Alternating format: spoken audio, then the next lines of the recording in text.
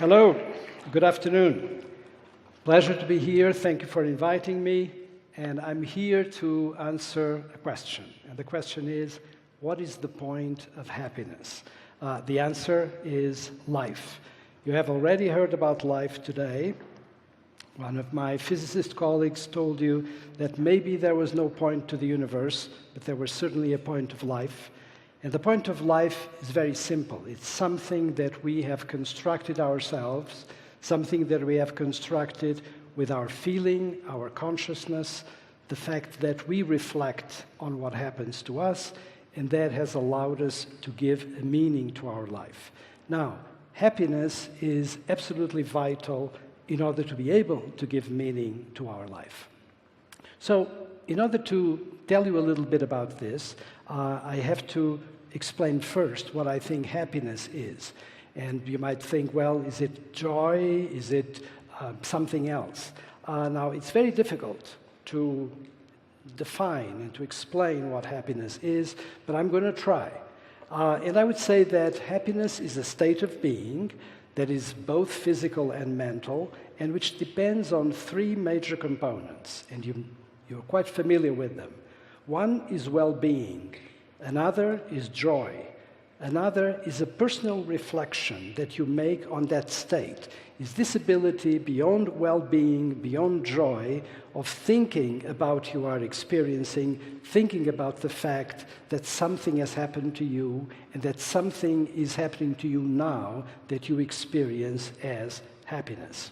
And that is absolutely critical for you to in fact, have that feeling of happiness. Now, of course, there are many varieties of happiness, and there are many different proportions. For example, you don't have to have perfect well-being. In fact, you may break a leg and have pain even, but you know that that is going to go, and that will be compensated eventually because you have the prospect of getting better. You may actually not feel joy all the time. In fact, we normally don't. We're not bursting with joy every day and every hour. And you may feel all of that with different intensities. And you may reflect sometimes more, sometimes less. But essentially, what is important is that all those ingredients are present in what we call happiness, and that is the theme of this session. So, why did I say that the point of happiness was life? That is because there is something very special about these feelings that I just described, about the feeling of well-being or the feeling of joy. And that has to do with the fact that they are reports, mental reports on the state of our life that appear in our mind. So when you say to yourself, I feel well, I have a state of well-being, what is really happening is that there are signals from your body that are reporting to your brain and therefore allowing to have in your mind the idea that in fact your life is going well, your life is making progress, your life is in a state that is conducive for you to survive and even possibly for you to flourish. And what that really means is that it's not only what is happening in your body, in your health, for example, right now, but something else that is equally important in this state of happiness, and that has to do with how you are in the social space. Don't forget that we are eminently social creatures. We don't depend on ourselves only. We depend on others as well. And how we relate to others, how others relate to us, what we think of others, what others think of us, is absolutely essential for us to understand what we're really all about. Now, how did this ability of self-knowledge, that is really what I'm talking about, came to be? And in reality, this is a big mystery. It is the mystery of feeling, and we happen to know a little bit about it, so I'm going to share it with you, with the proviso that you understand that some of these things are not fully worked out yet. It's not that science has come up with a full understanding of what is feeling, what is in fact conscious feeling. But one thing that we know quite well is that life has existed on our planet for about 4 billion years, not thousands of years, not millions, billions of years. life had to be regulated. And whether we're talking about an amoeba or a bacterial cell, that little organism had to have something called life regulation, as we do, except it was simpler. And in those little creatures, already, the name that we can give to that simple regulation that is going on all around us is homeostasis. That's the way in which our life is naturally regulated, and it's a very basic process, and it's a process on which we do not interfere. The same way that right now, our hearts are beating, our lungs are functioning, our gut is working, we have secretion of certain molecules into our bloodstream, and so forth, and none of that is actually known directly to us. It's going automatically, and it's a good thing because it has been fine-tuned over all those billions of years. However, at a certain point, something quite magic happened, is that organisms became able to feel what was going on in their inside, in their mind. And so we had the mental experience of our state of life, and that is exactly what is called a feeling. That is what is called, in fact, a conscious feeling, because feelings of necessity are conscious. Now, just think of the beauty of this. Even if you don't know all the details, this is an incredible transformation, because now it begins to give the opportunity for creatures very complex like us to have a say on what we can do. It's not just that life is being regulated automatically without us saying anything about it. We have the possibility of saying, no, I can do this or I cannot do this. And think also of the complexity that this brings. There are things that we will do that will be good and will be an advantage to us, but there are also things that we may do that are not so good. So in fact, we have been given a gift that we have to be careful with, because it can be extremely positive to us, or it can in fact be not so good, and we have to watch out for what is happening with it. Now, one thing that I wanted, since I have the opportunity of you listening to me, one thing that I want you to be very clear about is the distinction between what goes on in regular life regulation and what goes on when we actually know that that life regulation is there. And the best way of explaining that is with the fundamental distinction between what is an emotion and what is a feeling. Because remember, happiness is a state, is a mood, is a feeling that we have. But it comes from a variety of emotions that are occurring in our bodies along with a variety of drives and motivations. So what is this difference, and why is it that I am insisting on establishing this difference? It's quite simple.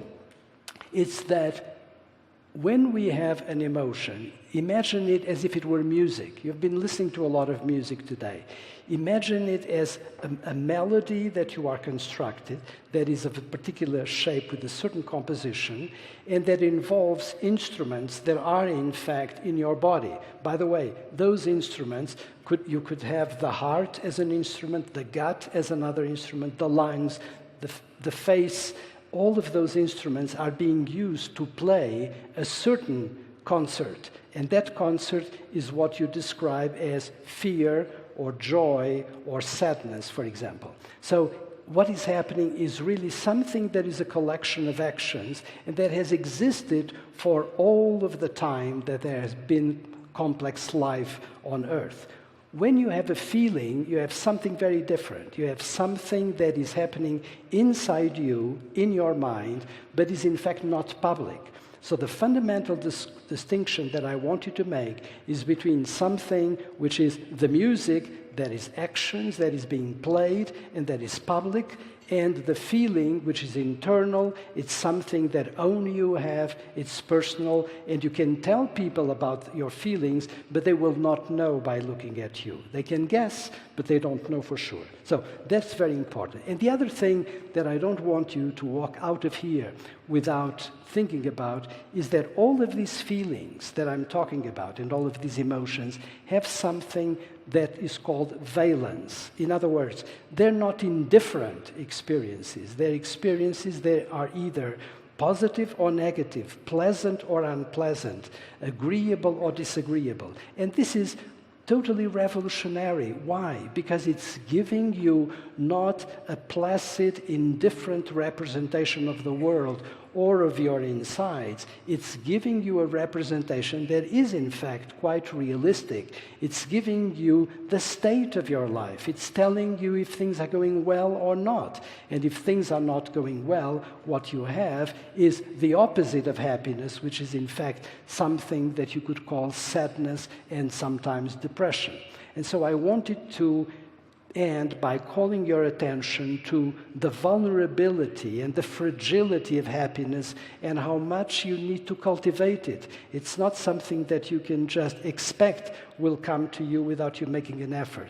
You make an effort and you will be able to use it as a tool to achieving health, to achieving a better state of life for yourself. But there are many ways in which it can slide away. And if it slides away, it reveals, as I said, sadness and in some cases depression. And I want to make the point that, of course, it's not that we have full control of this. Sometimes that control is limited. It may be that you go into sadness or you go into depression, for example, because you have genes that are controlling your behavior in a way that you are not fully conscious and you cannot, there's nothing at a certain point that you can be deliberate about. But this is not necessarily the case, and you need to be armed to deal with those situations.